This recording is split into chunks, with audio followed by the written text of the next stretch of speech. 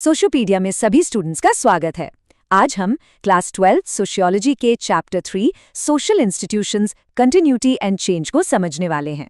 देखिए, हम इसमें भारत के कास्ट सिस्टम की जड़ों से लेकर आज के समय में इसका क्या रूप है, सब कुछ बहुत ही आसान तरीके से जानेंगे। तो चलिए शुरू करते हैं। अच्छा, तो इस पूरे सफर में हम 5 पड़ावों से गुजरेंगे। सबसे पहले हम वर्ण और जाति के बेसिक कॉन्सेप्ट्स को समझेंगे। फिर देखेंगे कि भाई इस सिस्टम के नियम आखिर थे क्या।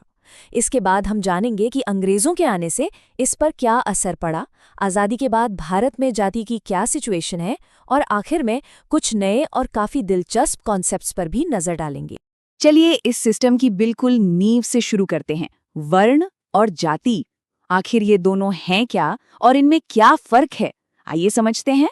तो सबसे बड़ा सवाल यही उठता है, क्या भारत की जो पुरानी जाति व्यवस्था थी और जो आज की जाति व्यवस्था है वो एक है, या फिर ये पूरी तरह बदल चुकी है? चलिए इसी सवाल का जवाब ढूंढते हैं। क्या आप जानते हैं कि इंग्लिश का ये जो शब्द है कास्ट, ये आया कहाँ से? ये एक पोर्चुगीज शब्द कास्टा से बना है, जिसका मतलब होता है प्योर ब्रीड या शुद्ध नस्ल। लेकिन भारत में हम इसे 2 अलग अलग शब्दों से जानते हैं, वर्ण और जाति। यहाँ देखिए, दोनों के बीच का अंतर बिल्कुल साफ है। वर्ण जो है वो एक बड़ी तस्वीर की तरह है, पूरे भारत के लिए एक 4 हिस्सों वाला ढांचा, ब्राह्मण, क्षत्रिय, वैश्य और शूद्र। वहीं जाति एक जूम इन व्यू की तरह है, जो रीजनल यानी स्थानीय स्तर पर काम करती है, और इसमें हजारों जातियां और उपजातियां होती हैं। तो इस व्यवस्था को चलाने वाले नियम क्या थे? चलिए अब उन खास फीचर्स को देखते हैं जिन्होंने जाति को इतना मजबूत और कह सकते हैं कि कठोर बनाया। इस सिस्टम की 6 खास बातें थीं जो इसे बहुत सख्त बनाती थीं। पहली, आपकी जाति जन्म से तय होती थी, आप इसे बदल नहीं सकते थे। दूसरी, शादी सिर्फ अपनी ही जाति में हो सकती थी, जिसे एंडोगैमी कहते हैं। तीसरी, किसके साथ खाना पीना है, इसके भी कड़े नियम थे। चौथी, हर जाति का एक फिक्स स्टेटस था, कोई ऊपर तो कोई नीचे। पांचवा, हर जाति के अंदर भी कई उपजातियां थीं। और छठा, आपका काम यानी प्रोफेशन भी अक्सर आपकी जाति से ही जुड़ा होता था। अब इसे ऐसे समझिए, ये पूरा सिस्टम 2 आइडियाज पर चलता था। एक तरफ तो हर जाति दूसरी से बिल्कुल अलग और सेपरेट थी, लेकिन दूसरी तरफ ये सभी जातियां एक बड़े पिरामिड का हिस्सा थीं, जिसमें हर किसी की जगह ऊपर से नीचे तक पहले से ही तय थी। तो सवाल ये है कि ये ऊंच नीच का फैसला होता कैसे था? ये पवित्रता और अपवित्रता यानी प्योरिटी और पोल्यूशन के आइडिया पर आधारित था। जिन जातियों को धार्मिक रूप से शुद्ध माना जाता था, उनका दर्जा ऊंचा होता था, और जिन्हें अपवित्र, उनका दर्जा नीचा। लेकिन क्या इस सिस्टम का हमेशा विरोध नहीं हुआ? बिल्कुल हुआ। ज्योतिराव फूले और सावित्रीबाई फूले जैसे महान समाज सुधारकों ने इस भेदभाव के खिलाफ जोरदार आवाज उठाई। ज्योतिराव ने सभी के अधिकारों के लिए सत्यशोधक समाज बनाया, और सावित्रीबाई फूले ने तो लड़कियों के लिए भारत का पहला स्कूल ही खोल दिया। अब कहानी में एक नया मोड़ आता है, अंग्रेजों का भारत आना। आपको क्या लगता है, उनके आने से जाति व्यवस्था कमजोर हुई होगी? असल में इसका ठीक उल्टा हुआ। देखिए, अंग्रेजों को भारत पर राज करना था, और इसके लिए उन्हें यहाँ के समाज को समझना बहुत जरूरी था। इसलिए उन्होंने जातियों और जनजातियों के रीति रिवाजों का बहुत गहराई से अध्ययन किया। उनका मकसद तो सिर्फ शासन चलाना था, लेकिन इसका एक ऐसा नतीजा निकला जिसकी शायद उन्होंने भी उम्मीद नहीं की थी। हुआ ये कि अंग्रेजों के जनगणना जैसी कार्रवाइयों ने जाति की पहचान को पहले से भी ज्यादा पक्का और ऑफिशियल बना दिया। 1881 से हर 10 साल में जनगणना होने लगी।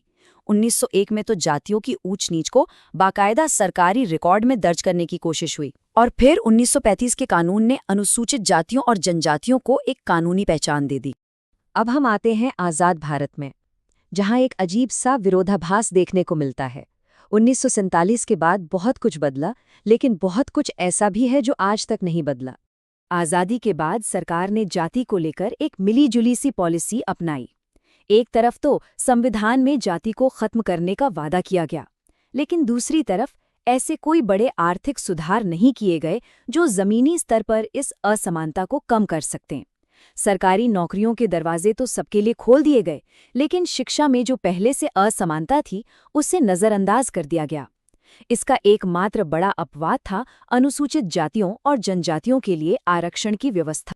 तो कहाँ जाति कमजोर हुई और कहाँ मजबूत बनी रही? शहरों में और नए तरह की नौकरियों में इसका असर कम हुआ, लेकिन जब बात शादी या राजनीति की आती है तो जाति आज भी बहुत मजबूती से अपनी जगह बनाए हुए है। और ये जो समानता के लिए लड़ाई थी वो आज़ादी के बाद भी जारी रही। दक्षिण भारत में पेरियार, ईवी रामास्वामी नायकर जैसे नेताओं ने निचली जातियों के आंदोलन को लीड किया और सभी के लिए बराबरी और आज़ादी की जोरदार मांग की।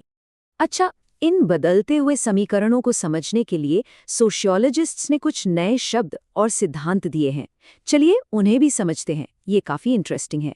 इनमें सबसे ज़रूरी नाम है समाजशास्त्री M.N. श्रीनिवास का।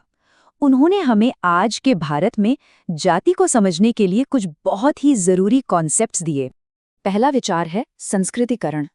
ये एक ऐसी प्रक्रिया है जिसमें निचली या मध्यम जाति के लोग ऊंची जातियों के रीति रिवाजों को अपनाकर समाज में अपना स्टेटस ऊंचा करने की कोशिश करते हैं। ये एक तरह से सोशल लैडर पर ऊपर चढ़ने का एक तरीका था। दूसरा ज़रूरी विचार है प्रभुत्व जाति या डोमिनेंट कास्ट का। ये वो जातियां हैं जिनकी आबादी ज़्यादा थी और आज़ादी के बाद जिन्हें ज़मीन के अधिकार मिले। इसी वजह से खासकर ग्रामीण भारत में उनके पास बहुत ज़्यादा आर्थिक और राजनीतिक ताकत आ गई। और आखिर में एक बहुत ही ज़रूरी और सोचने पर मजबूर करने वाला विचार, क्या ऐसा हो सकता है कि जाति कुछ लोगों के लिए अदृश्य यानी इनविजिबल हो गई हो? आज के समय में एक अजीब बदलाव यह है कि ऊंची जातियों और शहरी मध्य वर्ग के लिए जाति जैसे रोजमर्रा की जिंदगी से गायब सी हो गई है। जिन लोगों को विकास का सबसे ज्यादा फायदा मिला, उन्हें अब जाति उतनी महसूस ही नहीं होती। अगर आपको इस चैप्टर के नोट्स चाहिए तो नीचे डिस्क्रिप्शन में हमारे टेलीग्राम चैनल का लिंक दिया हुआ है, वहां आपको सारा स्टडी मटेरियल मिल जाएगा। अपनी पढ़ाई जारी रखिए।